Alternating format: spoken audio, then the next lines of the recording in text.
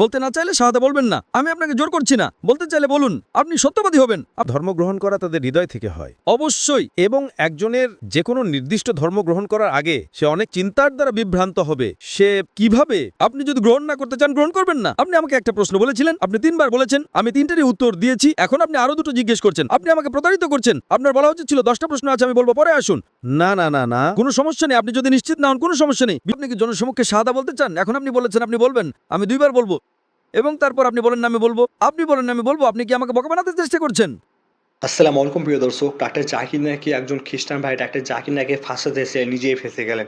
হ্যাঁ প্রিয় দর্শক, ডাক্তার জাকির নাইককে চ্যালেঞ্জ করেছিলেন সে খ্রিস্টান ভাইটি যে আমার প্রশ্নের উত্তর দিতে পারলে আমি ইসলাম ধর্ম গ্রহণ করব, আমার এই প্রশ্ন দুটির উত্তর দিলে। কিন্তু তো ডাক্তার জাকির নাইক শেষমেশ তার প্রশ্নের উত্তর দিয়ে থাকেন, কিন্তু তিনি কিন্তু ইসলাম ধর্ম গ্রহণ করতে চাইছিলেন না। তিনি বলছেন যে আমার আরেকটি প্রশ্নের উত্তর দিতে পারলে কিন্তু আমি ইসলাম ধর্ম গ্রহণ করব।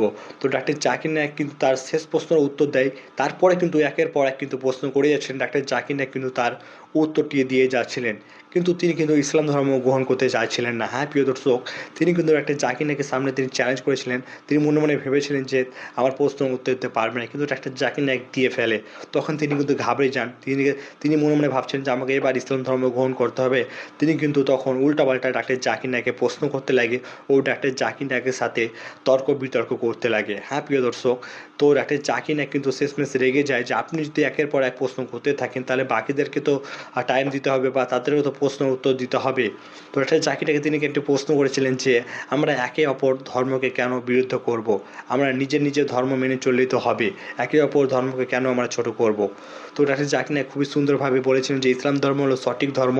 তখন ডাক্তার জাকির নাইক প্রমাণ করলেন যে ইসলাম ধর্ম হলো সর্বসঠিক ধর্ম। তখন কিন্তু তিনি তার মাথা ঘুরে ওঠে ও তিনি কিন্তু বাহানা খুঁজেন যে আমাকে তো এবার ইসলাম ধর্ম গ্রহণ করতে হবে। একটা জাকির নাইকে চ্যালেঞ্জ করেছিলাম যে আমার প্রশ্নের উত্তর দিলে কিন্তু আমি ইসলাম ধর্ম গ্রহণ করব। তখন তিনি কিন্তু ডাক্তার জাকির নাইককে রাগাতে লাগে বা তাকে বিরক্ত করতে লাগে, একের পর এক উল্টাপাল্টা প্রশ্ন করতে থাকে। শেষমেশে ডাক্তার জাকির নাইক রেগে যাওয়ার কারণে কিন্তু সে ভাইটি পালিয়ে যায় তার বাহানা করে। একের পর এক প্রশ্ন করার কারণে তিনি ডাক্তার জাকির নাইক বিরক্ত হচ্ছিলেন। তখন তার শেষ আরেকটি প্রশ্ন করেছিলেন, ডাক্তার জাকির নাইক কিন্তু উত্তর দেননি। তখন তিনি এই বাহানা করে তিনি কিন্তু সেই অনুষ্ঠান ছেড়ে পালিয়ে যায়। ডাক্তার জাকির নাইকে সে খ্রিস্টান ভাইটি কী প্রশ্ন করেছিলেন আমরা কিন্তু শুনে আসবো। চলুন ডাক্তার জাকির নাইকের উত্তরটি শুনে আসি। কি ডাক্তার জাকির নাইক উত্তর দিয়েছিলেন যে সে ভাইটি তিনি বাহানা করে সেই অনুষ্ঠান ছেড়ে পালিয়ে যায়। আমার নাম ড্যান ভিক্টর কিউ। আমি তারাবা রাজ্য থেকে এসেছি। আমি ইউটিউবে আপনার বক্তব্য শুনেছি। আজ আপনার সাথে এখানে থাকা আমার জন্য সৌভাগ্যের। আমার প্রশ্নটা হলো, একজন খ্রিস্টান হিসেবে আমি একটি খ্রিস্টান পরিবারে বড় হয়েছি, আমি একটি আন্তধর্মীয় পরিবারে বড় হয়েছি এবং আমার ঘনিষ্ঠ বন্ধুরাও মুসলিম। আমি খ্রিস্টান এবং মুসলিম উভয়েরই ভালোবাসায় ঘেরা পরিবেশে বড় হয়েছি। আমার কাছে এটা খুব পরিষ্কার যে উভয় ধর্মে, খ্রিস্টান ও মুসলিম উভয় ধর্মেই ভালো কিছু আছে। আমার ফুপু, আমি বলেছিলাম এটা খুব পরিষ্কার যে উভয় ধর্মে ভালো কিছু আছে, খ্রিস্টান এবং মুসলিম। আমার একজন ফুপু, একমাত্র ফুপু, তিনি একজন মুসলিম। আমার বাবা খ্রিস্টান এবং তিনি খুব স্নেহময়ী। আমার মুসলিম বন্ধুরা আমাকে এতটাই ভালোবাসা দেখিয়েছে যে আমি তাদের বলেছিলাম আমি মুসলিম হতে চাই। আমি ধর্মান্তরিত হওয়ার কথা ভাবছিলাম। তারপর আমি তাদের সাথে মসজিদে যেতে শুরু করি, শিক্ষাগুলো শুনতে থাকি। সেখান থেকে একদিন বসে চিন্তা করলাম, ঠিক আছে, প্রশ্ন হলো যদি আমাদের বিশ্বাস একে অপরের বিরোধী না হয়, যদি আমাদের বিশ্বাস একে অপরের বিরোধী না হয়, যদি আমাদের পথ প্রদর্শক ব্যক্তিত্বরা যেমন নবী মোহাম্মদ ও যিশু, যদি তাদের নির্দেশনা, যদি তাদের শিক্ষা একে অপরের বিরোধী না হয়, তবে কেন আমরা আমাদের শক্তি একটি সাধারণ লক্ষ্য অর্জনে ব্যয় করি না? যেমন আমি বলছি, যদি যিশুর শিক্ষা এবং মোহাম্মদের শিক্ষা একে অপরের সাথে সাংঘর্ষিক না হয়, তবে কেন আমরা এখন এই শক্তিকে সেই প্রধান বিষয়গুলো অর্জনে কাজে লাগাই না যা তারা শিখিয়েছিলেন? যিশু শিখিয়েছিলেন ভালোবাসা, সম্মান, সম্প্রীতি সম্পর্কে, এবং একইভাবে মোহাম্মদ সাল্লাল্লাহু আলাইহি ওয়াসাল্লাম শিখিয়েছিলেন ভালোবাসা, সম্মান, সম্প্রীতি, একাত্মবদ্ধতা সম্পর্কে। তাই আমার প্রশ্ন হলো, কেন আমরা এখন এই শক্তিকে একত্রিত করে একে অপরকে সেই সব বিষয় সম্পর্কে শেখাই না যা নবী শিখিয়েছিলেন বিতর্কের বদলে? কেন আমরা একে অপরের বিশ্বাসে হস্তক্ষেপ না করে মানবতার সেবা, দারিদ্র্য দূরীকরণ, রোগবালাই, অবিচার, দুর্নীতির বিরুদ্ধে লড়াই করার দিকে মনোযোগ দিই না? এ বিষয়ে আপনি কি মনে করেন? খুব ভালো প্রশ্ন ভাই, খুব ভালো একটি প্রশ্ন করেছেন। তিনি একজন খ্রিস্টান, তিনি বলছেন যে নবী মোহাম্মদ এবং যিশুর শিক্ষা যদি সাংঘর্ষিক না হয়, যদি তারা একমত হন, তবে কেন আমরা আমাদের সমস্ত প্রচেষ্টাকে সম্প্রীতি এবং শান্তির জন্য একত্রিত করি না বিতর্কের বদলে? আমি খ্রিস্টান মিশনারিদের এটা জিজ্ঞেস করছি, কেন খ্রিস্টান মিশনারিরা যিশু খ্রিস্টের, তার উপর শান্তি বর্ষিত হোক, শিক্ষা থেকে দূরে সরে যাচ্ছে? আমার মতে যিশু এবং নবী মোহাম্মদের শিক্ষা একই।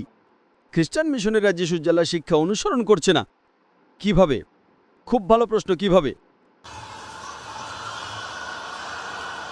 ইসলাম একমাত্র অখ্রিস্টান ধর্ম যা যিশু খ্রিস্টে, তার উপর শান্তি বর্ষিত হোক, কে বিশ্বাস করাকে ইমানের একটি অপরিহার্য অংশ করে তুলেছে। কোনো মুসলিম, একজন মুসলিম যদি যিশু খ্রিস্টের কথা বিশ্বাস না করেন তাহলে তিনি মুসলিম নন। আমরা বিশ্বাস করি যে তিনি ছিলেন আল্লাহ সুবহানাহু ওয়া তাআলার অন্যতম একজন মহান নবী। আমরা বিশ্বাস করি যে তিনি কোনো পুরুষের হস্তক্ষেপ ছাড়াই অলৌকিকভাবে জন্মগ্রহণ করেছিলেন, যেটা এখনকার অনেক মডার্ন খ্রিস্টানরা বিশ্বাস করে না। আমরা বিশ্বাস করি যে তিনি আল্লাহর অনুমতিতে মৃতকে জীবিত করেছিলেন। আমরা বিশ্বাস করি যে তিনি আল্লাহর অনুমতিতে জন্মান্ধর কুষ্ঠরোগীদের সুস্থ করেছিলেন। খ্রিস্টান এবং মুসলিমরা আমরা একসাথে যাচ্ছি, কিন্তু বিশ্বাসের ফাটলটা কোথায়? বিশ্বাসের ফাটলটা হলো অধিকাংশ খ্রিস্টান বলে যে যিশু খ্রিস্ট, তার উপর শান্তি বর্ষিত হোক, তিনি ঈশ্বর হওয়ার দাবি করেছিলেন, তিনি ছিলেন ঈশ্বর। আসলে আপনি যদি বাইবেল পড়েন, সম্পূর্ণ বাইবেলে একটাও দ্ব্যর্থক উক্তি নেই যেখানে যিশু খ্রিস্ট, তার উপর শান্তি বর্ষিত হোক, নিজে বলেছেন যে আমি ঈশ্বর, অথবা যেখানে তিনি বলেছেন যে আমার উপাসনা করো। আপনি যদি বাইবেলের যে কোনো জায়গা থেকে কোনো দ্ব্যর্থক উক্তি, কোনো অস্পষ্টতা মুক্ত উক্তি দেখাতে পারেন যেখানে যিশু খ্রিস্ট, তার উপর শান্তি বর্ষিত হোক, নিজে বলেছেন যে আমি ঈশ্বর, অথবা তিনি বলেছেন আমার উপাসনা করো, আমি ডক্টর জাকির নায়েক, আমি এখনই খ্রিস্টান ধর্ম গ্রহণ করতে প্রস্তুত। আমি অন্য মুসলিম ভাইদের পক্ষ থেকে বলছি না, আমি তুলনামূলক ধর্মতত্ত্বের একজন ছাত্র। আমি আমার মাথায় গ্লেটিনে রাখতে প্রস্তুত। আমি বাইবেল পড়েছি, সেখানে নেই, একটাও দ্ব্যর্থক উক্তি নেই। এবং আমি পুনরায় বলছি, যদি কোনো খ্রিস্টান একটাও দ্ব্যর্থক উক্তি, একটা অস্পষ্টতা মুক্ত উক্তি দেখাতে পারেন যেখানে যিশু খ্রিস্ট, তার উপর শান্তি বর্ষিত হোক, নিজে বলেছেন যে আমি ঈশ্বর, অথবা তিনি বলেছেন উপাসনা করো, আমি খ্রিস্টান ধর্ম গ্রহণ করতে প্রস্তুত। নিজে মানে এটা লাল রঙের হতে হবে। রেড লেটার বাইবেল নামে একটা কিছু আছে, আপনি জানেন। রেড লেটার বাইবেল মানে যিশু খ্রিস্ট নিজে যা কিছু বলেছেন সেগুলো লাল রঙে লেখা আছে। সুতরাং আপনি কোথাও পাবেন না যেখানে যিশু খ্রিস্ট, তার উপরে শান্তি বর্ষিত হোক, নিজে বলেছেন যে আমি ঈশ্বর, অথবা যেখানে তিনি বলেছেন উপাসনা করো। আসলে যদি বাইবেল পড়েন, যিশু খ্রিস্ট, তার উপর শান্তি বর্ষিত হোক, গসপেল অফ জন চ্যাপ্টার 14 অধ্যায় 28 অনুচ্ছেদে বলেছেন যে আমার পিতা আমার চেয়ে মহান। গসপেল অফ জন চ্যাপ্টার 10 অধ্যায় 29 অনুচ্ছেদে আমার পিতা সবার চেয়ে মহান। গসপেল অফ ম্যাথু চ্যাপ্টার 12 অধ্যায় 28 অনুচ্ছেদে আমি ঈশ্বরের আত্মার সাহায্যে শয়তানকে তাড়িয়ে দিই। গসপেল অফ লুক চ্যাপ্টার 11 অধ্যায় 20 অনুচ্ছেদে আমি ঈশ্বরের আঙুল দিয়ে শয়তানকে তাড়িয়ে দিই। গসপেল অফ জন চ্যাপ্টার 5 অধ্যায় 30 অনুচ্ছেদে আমি নিজে থেকে কিছুই করতে পারি না, যেমনটা আমি শুনি তেমনটাই বিচার করি, আমার বিচার ন্যায় যত, কারণ আমি আমার নিজের ইচ্ছা খুঁজি না, বরং আমি তার ইচ্ছা খুঁজি যিনি আমাকে পাঠিয়েছেন। যে কেউ বলে আমি আমার নিজের ইচ্ছা খুঁজি না, বরং সর্বশক্তিমান ঈশ্বরের ইচ্ছা খুঁজি, সে একজন মুসলিম। তাহলে যিশু খ্রিস্ট, তার উপর শান্তি বর্ষিত কখনোই মুসলিম হিসেবে কোনো ঈশ্বরত্বের দাবি করেননি। গসপেল অফ ম্যাথু চ্যাপ্টার 5 অধ্যায় 17 থেকে 19 অনুচ্ছেদে স্পষ্ট উল্লেখ করা হয়েছে। এটা বলছে যে মনে করো না যে আমি আইন এবং নবীদের ধ্বংস করতে এসেছি। এখন এই সবগুলো লাল রঙে লেখা আছে। আপনি যদি বাইবেল খোলেন, এই সবগুলো লাল রঙে লেখা আছে, মানে যিশু খ্রিস্ট নিজে বলেছিলেন গসপেল অফ ম্যাথু চ্যাপ্টার 5 অধ্যায় 17 থেকে 19 অনুচ্ছেদে যে মনে করো না যে আমি আইন এবং নবীদের ধ্বংস করতে এসেছি। আমি ধ্বংস করতে আসিনি, বরং পূর্ণ করতে এসেছি। এবং যতক্ষণ না আকাশ আর পৃথিবী বিলীন হয়ে যায়, আইনের একটা কণা পর্যন্ত বিলীন হবে না যতক্ষণ না সব পূর্ণ হয়। আর যদি কেউ এই আদেশগুলোর মধ্যে ছোট একটাও ভঙ্গ করে এবং মানুষকে তেমনটাই শেখায়, তাকে স্বর্গের রাজ্যে সবচেয়ে ছোট বলা হবে। আর যে কেউ এই আদেশগুলো পালন করবে এবং মানুষকে তা শেখাবে, তাকে স্বর্গের রাজ্যে মহান বলা হবে। যতক্ষণ না তোমাদের ধার্মিকতা, ব্যবস্থাপিকা এবং ফরিসীদের ধার্মিকতাকে অতিক্রম করে, তোমরা কোনোভাবেই স্বর্গে প্রবেশ করবে না। এটা বাইবেলের কিং জেমস ভার্সনের গসপেল অফ ম্যাথু চ্যাপ্টার 5 অধ্যায় 17 থেকে 20 অনুচ্ছেদের হুবহু উদ্ধৃতি। এটা চমৎকার। যতক্ষণ না তোমাদের ধার্মিকতা, ব্যবস্থাপিকা এবং ফরিসীদের ধার্মিকতাকে অতিক্রম করে, তোমরা জান্নাতে যাবে না। মানে তোমাকে মুসার আগের সব কিছু শিখতে হবে যে ঈশ্বর এক, তার কোনো উপমূর্তি নেই এবং কোনো মূর্তি নেই। এটা স্পষ্টভাবে উল্লেখ করা হয়েছে। এখন এই সব যিশু খ্রিস্টের বাণী, এটা যিশু খ্রিস্টের বাণী না, কিন্তু এটা বুক অফ অ্যাক্টস চ্যাপ্টার 2 অধ্যায় 22 অনুচ্ছেদে উল্লেখ করা হয়েছে যে হে ইসরায়েলীরা শোনো, নাসারেতের যিশু তোমাদের মধ্যে ঈশ্বর দ্বারা অনুমোদিত একজন মানুষ অলৌকিক কাজ, চিহ্ন আর বিস্ময়ের মাধ্যমে যা ঈশ্বর তার মাধ্যমে তোমাদের মধ্যে করেছিলেন এবং তোমরা তা সাক্ষী ছিলে। নাসারেতের যিশু তোমাদের মধ্যে ঈশ্বর দ্বারা অনুমোদিত একজন মানুষ অলৌকিক কাজ আর চিহ্ন আর বিস্ময়ের মাধ্যমে যা ঈশ্বর তার মাধ্যমে তোমাদের মাঝে করেছিলেন। আর যখন যীশু খ্রিস্টকে জিজ্ঞেস করা হলো প্রথম আদেশটা কি, তিনি উত্তর দিয়েছিলেন গসপেল অব মার্ক চ্যাপ্টার 12 অধ্যায় 29 অনুচ্ছেদে, যেটা মুসা বলেছিলেন যে শোনো হে ইসরায়েলিরা, প্রভু আমাদের ঈশ্বর একমাত্র প্রভু। তাহলে আপনি যা বলছেন আমিও তাই বলছি, কিন্তু আপনাদের খ্রিস্টান মিশনারিরা উল্টোটা করছে। তারা শ্রোতাদের কাছে যীশু খ্রিস্টের সম্পর্কে ভুল কথা শেখাচ্ছে। বাইবেলে কোথাও যীশু ঈশ্বরত্বের দাবি করেননি। কেন তারা বলে যীশু ঈশ্বর? কেন তারা বলে যীশু ঈশ্বর? তাহলে এটা মিলছে না, এটা কোরআনের সাথে মিলছে না, এটা বাইবেলের সাথে মিলছে না। তারা মানুষকে দিগ্ভ্রান্ত করছে। যীশু কখনোই ঈশ্বরত্বের দাবি করেননি। তাহলে আমার যুক্তি হলো, আমি আপনার সাথে একমত, যা কোরআন এবং বাইবেলের সাথে মিলে যায় আমরা তাই মেনে চলি, কিন্তু কোরআন কখনো বলে না যীশু ঈশ্বর। তাহলে কেন তারা মানুষকে বিভ্রান্ত করছে? আপনি কি বাইবেলে একটা দ্ব্যর্থক উক্তি, একটা অস্পষ্টতা মুক্ত উক্তি দেখাতে পারেন যেখানে যীশু খ্রিস্ট নিজে বলেছেন যে ঈশ্বর? আপনি কি বিশ্বাস করেন যীশু ঈশ্বর? আমি আপনাকে জিজ্ঞেস করছি ভাই। ঠিক আছে, এখন আপনার কাছে আসি। অন্য খ্রিস্টানদের কথা ভুলে যান, অন্যদের কথা ভুলে যান, আপনার এবং আমার কথা বলি। আপনি কি বিশ্বাস করেন যীশু ঈশ্বর, নাকি তিনি ঈশ্বরের একজন প্রভু? আপনি আমাকে একটা সাধারণ প্রশ্ন করছেন। আপনি বিশ্বাস করেন যে যীশু ঈশ্বর, হ্যাঁ কি না? আমি বিশ্বাস করি যিশু প্রভু, এবং আমি এটাও বিশ্বাস করি যে যিশু ঈশ্বরের কাছ থেকে আসা একজন প্রভু, কারণ ঈশ্বরই একটি শরীর হয়ে পৃথিবীতে এসেছিলেন। আমি যিশুকে দেখি। আমি একটা প্রশ্ন করছি, ব্যাখ্যা চাইছি না। শরীর হয়ে উঠেছেন, কোথায় উল্লেখ আছে? না, আমি বলেছি আমি বিশ্বাস করি যে যিশু ঈশ্বর, যিনি মানব শরীরের মাধ্যমে পৃথিবীতে এসেছিলেন, কিন্তু আসলে এটি কোথায় উল্লেখ আছে? এটি কোথায় উল্লেখ আছে? এটি বাইবেলের কোথায় উল্লেখ আছে? কোথায় উল্লেখ আছে? আপনি যা বলছেন তা হলো গসপেল অফ জন অধ্যায় 1। আমি কোথা থেকে বলছেন আমি তা বলে দিতে পারি। এটি যিশুর কথা নয়। আমরা কথা বলছি যে যিশু শব্দ ওয়ার্ড হিসেবে এসেছিলেন এবং শব্দটি শরীর হয়ে উঠল, ঠিক? আপনি যা বলছেন আমি কি তার উত্তর দেব? আপনি যা উদ্ধৃত করছেন আমি কি তার উত্তর দেব? আপনি যা উদ্ধৃত করছেন প্রথমত তা যিশুর কথা নয়। আপনি যা উদ্ধৃত করছেন তা হলো গসপেল অফ জন অধ্যায় 1 আয়াত 1। শুরুতে ছিল শব্দ, শব্দটি ছিল ঈশ্বরের সাথে এবং শব্দটি ঈশ্বর হয়ে উঠলেন, ঠিক? ঠিক। কে এটি বলেছে? যিশু কে এটি বলেছেন? আমি আপনার জ্ঞানের প্রশংসা করি। আপনি জানেন না, আমি জানি। আমি তুলনামূলক ধর্মতত্ত্বের ছাত্র। এটি যিশুর কথা নয়। এই প্রথম আয়াতটি, শুরুতে ছিল শব্দ, শব্দটি ছিল ঈশ্বরের সাথে এবং শব্দটি ঈশ্বর হয়ে উঠলেন, এটা আলেকজান্দ্রিয়ার ফিলো নামের একজন ইহুদি লিখেছিলেন। তিনি যীশু খ্রিস্টের জন্মের আগে এবং জনের আগে এটি লিখেছিলেন, এবং তিনি এর কোনো ঈশ্বরত্ব আরোপ করেননি। যিনি লিখেছেন তিনি জনও নন, তিনি যিশুও নন, তিনি আলেকজান্দ্রিয়ার ফিলো নামে একজন ইহুদি। আপনি ইতিহাস পড়লে জানতে পারবেন, ঠিক আছে? এখন আপনি বলছেন যে শব্দটি ঈশ্বর হয়ে উঠেছিল, তার মানে যিশু ঈশ্বর। এখন বিশ্লেষণ করি, ঠিক আছে? আমি শব্দকে ঈশ্বর হিসেবে বসাতে পারি যদি আপনার যুক্তির খাতিরে মেনে নেই। আপনি বলছেন শব্দটি ঈশ্বর, যিশু ঈশ্বর, ঠিক? আপনি বলেছেন যিশু শব্দ ছিলেন, তিনি শরীর হয়ে উঠলেন, তিনি ঈশ্বর। তো চলুন শব্দকে ঈশ্বর দিয়ে প্রতিস্থাপন করি। তাহলে শুরুতে ছিল ঈশ্বর, ঈশ্বর ছিলেন ঈশ্বরের সাথে, ঈশ্বর ঈশ্বর হয়ে উঠলেন। কোনো অর্থই হয় না। যাই হোক, আমি আপনাকে বলি, আপনি জানেন বাইবেল গ্রিক এবং আরামাইক ভাষায় লেখা, ইংরেজিতে নয়। সত্য ঈশ্বরের জন্য শব্দটি বড় হাতের জি দিয়ে, গডের জন্য শব্দটি হলো হোথিওস, যার অর্থ দা গড, এবং ছোট হাতের জি দিয়ে কিছু একটা আছে যার অর্থ একজন ধার্মিক ব্যক্তি। বড় হাতের জি দিয়ে দা গড এবং ছোট হাতের জি দিয়ে এই গডলি পার্সন, একজন ধার্মিক ব্যক্তি, ঠিক আছে? যেমন বাইবেল বলে মুসাকে ফেরাউনের কাছে একজন ঈশ্বর হিসেবে পাঠানো হয়েছিল। ঈশ্বর মানে একজন নবী। সত্য ঈশ্বরের জন্য ছোট হাতের জি ব্যবহৃত শব্দটি হলো হোথিওস। ছোট হাতের জি ঈশ্বরের জন্য গ্রিক শব্দটি হলো টনোস। তাই শুরুতে ছিল শব্দ, শব্দটি ছিল ঈশ্বরের সাথে, সেই ঈশ্বর হলেন হোথিওস, আসল ঈশ্বর। শুরুতে ছিল শব্দ, শব্দটি ছিল ঈশ্বরের সাথে এবং শব্দটি ঈশ্বর হয়ে উঠলেন। পরবর্তী ঈশ্বরটি হল পনস, মানে একজন ছোট ঈশ্বর, যেমন মুসা ঈশ্বরের নবী। আপনি বুঝতে পারছেন? তাই বাইবেল অনুযায়ীও এটি বলে, শুরুতে ছিল শব্দ, শব্দটি ছিল সত্য ঈশ্বরের সাথে, এবং শব্দটি একজন নবী হয়ে উঠলেন। তাই যিশু একজন নবী এবং সেই নবী শরীর হয়ে উঠলেন। কোনো সমস্যা নেই। প্রথমত এটা যিশু খ্রিস্টের কথা নয়, এটা লাল অক্ষরে নেই। তারপরও আপনার কথা শুনলাম কারণ আমি বাইবেলের ছাত্র, আপনি বাইবেলের ছাত্র নন। ঠিক? আমি আমার স্মৃতি থেকে উদ্ধৃতি দিচ্ছি। ঠিক ঠিক হ্যাঁ। তাই বাইবেল অনুযায়ীও যিশু ছিলেন ঈশ্বরের একজন নবী।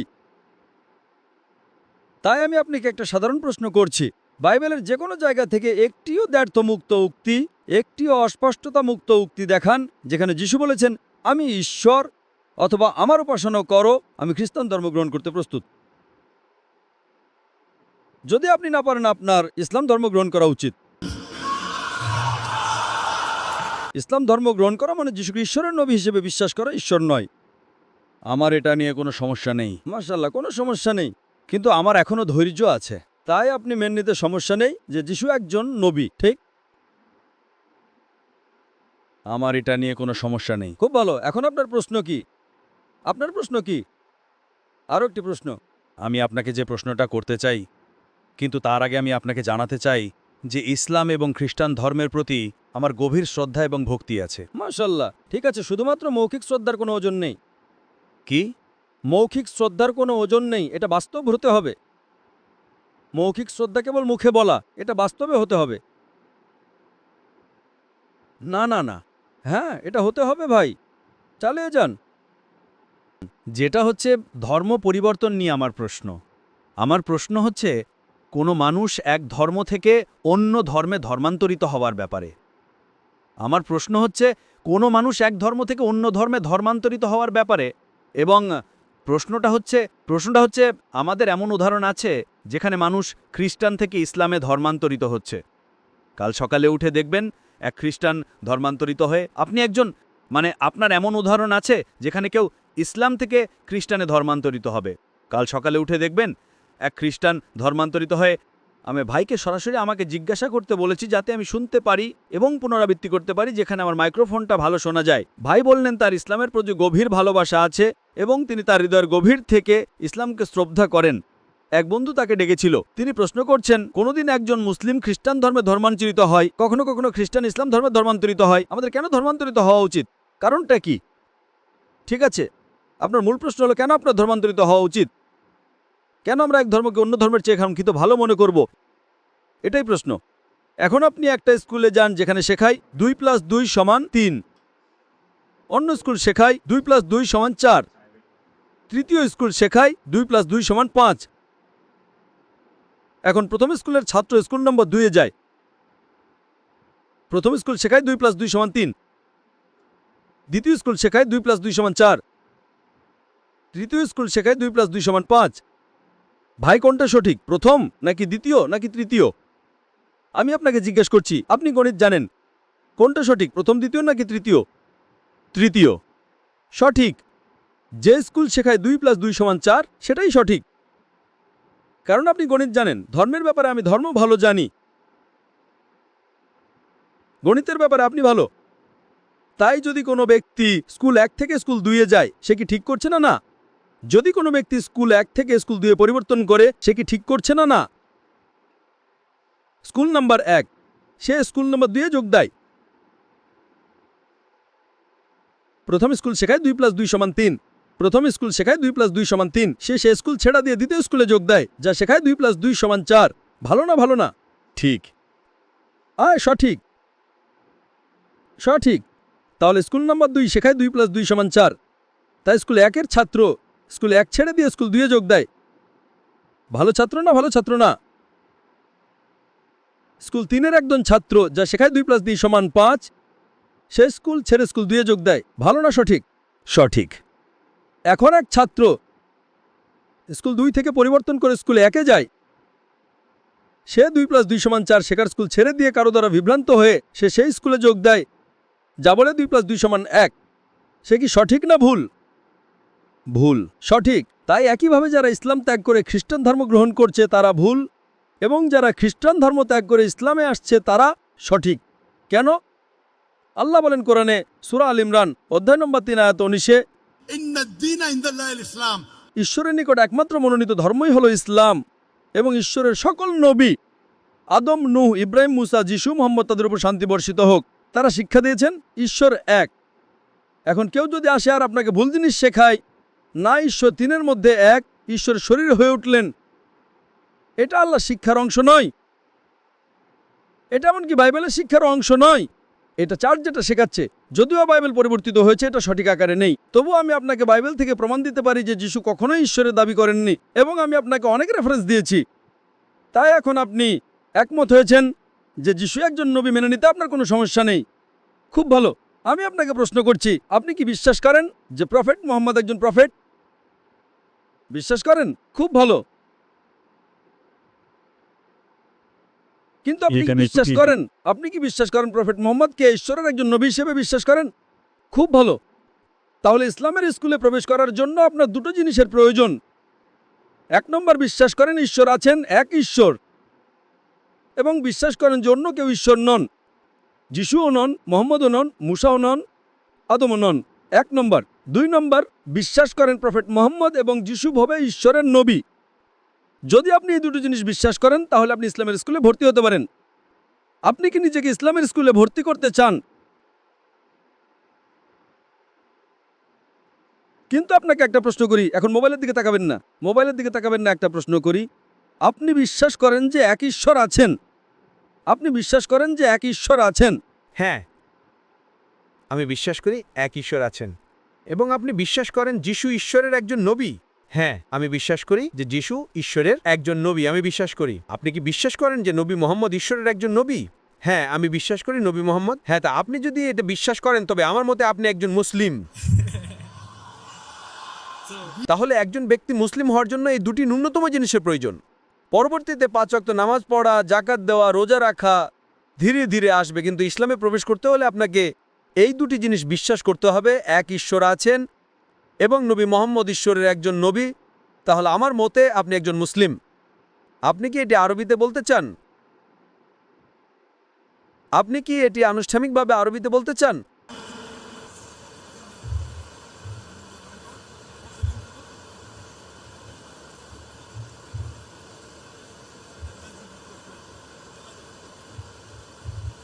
ভাই দেলাজ ভিক্টর, তিনি একমত যে এক ঈশ্বর আছেন, তিনি একমত যে যিশু ঈশ্বরের একজন নবী, তিনি এটাও একমত যে নবী মুহাম্মদ ঈশ্বরের একজন নবী। তিনি ইসলাম গ্রহণের আগে একটা প্রশ্ন করতে চান, একটা প্রশ্ন। তিনি বললেন, আপনি 2 + 2 = 4, 2 + 2 = 3, 2 + 2 = 5-এর উদাহরণ দিয়েছেন, ওটা বাদ দিন। আপনি কি আমাকে কোরআনে দেখাতে পারেন কোথায় বলা হয়েছে যে কে খ্রিস্টান হওয়ার যোগ্য আর কে মুসলিম হওয়ার যোগ্য? খুব ভালো, খুব ভালো। এখন কোরআন বলে যে যিশুর আদি অনুসারীরাই মুসলিম। আল্লাহ সূরা ইমরান অধ্যায় 3 আয়াত 52 আগের আয়াতে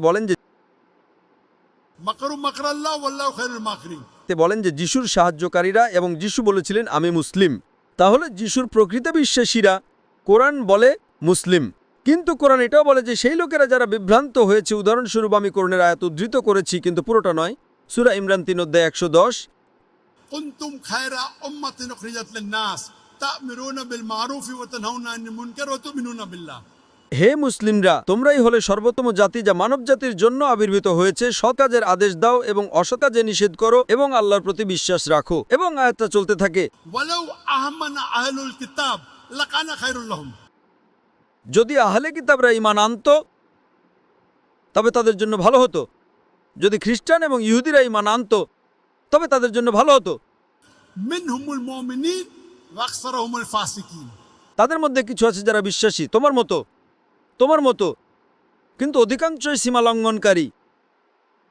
মিনহুমুল মুমিনিন, among them তাদের মধ্যে কিছু আছে যারা বিশ্বাসী মানে মুসলিম,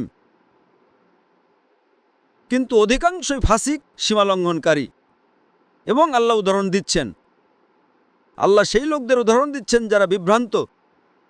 লাকাদ কাফারাল্লাযিনা ক্বালু ইন্নাল্লাহা হুয়াল মাসীহ ইবনে মারইয়াম। তারা বলছে তারা কুফরি করছে, মানে এই বিভ্রান্ত খ্রিস্টানরা, তারা ধর্মনিন্দা করছে যারা বলে যিশুই আল্লাহ। ওয়া ক্বালাল মাসীহ, কিন্তু সেই ইয়া বনি ইসরাঈল ও চিলড্রেন অফ ইসরাইল واعبدوا الله واشرك الله ربي وربكم আমার প্রভু এবং তোমাদের প্রভু, انه ما يشرك بالله যে কেউ আল্লাহর সাথে শরীক করে فقد حرم عليه الجنه আল্লাহ তার জন্য জান্নাত হারাম করবেন وما به النار وما للظالمين من انصار এবং আগুন হবে তার বাসস্থান এবং পরকালে তার কোনো সাহায্যকারী থাকবে না। তাই এই আয়াতটি খ্রিস্টানদের কথা বলছে, কিছু যারা বিশ্বাসী আপনার মতো, যারা বিশ্বাস করে যে যিশু ঈশ্বর নন, তিনি ঈশ্বরের একজন নবী, যারা এটাও বিশ্বাস করে যে ঈশ্বর এক, এবং যারা নবী মোহাম্মদকে নবী হিসেবে বিশ্বাস করে, কিন্তু অধিকাংশ তারা বিভ্রান্ত। আমার একটা প্রশ্ন করার আছে, আপনাকে একটা প্রশ্ন করার আছে। আপনি বলেছেন একটা লাইনে আরও লোক আছে। ভাই ভাই ভাই আপনাকে হতে হবে। হ্যাঁ, 5 জন লোক অপেক্ষা করছে, আমাদের এত সময় নেই। ঠিক আছে, শুধু 1 সেকেন্ড। অনেক লোক অপেক্ষা করছে, তাদের বুঝতে হবে।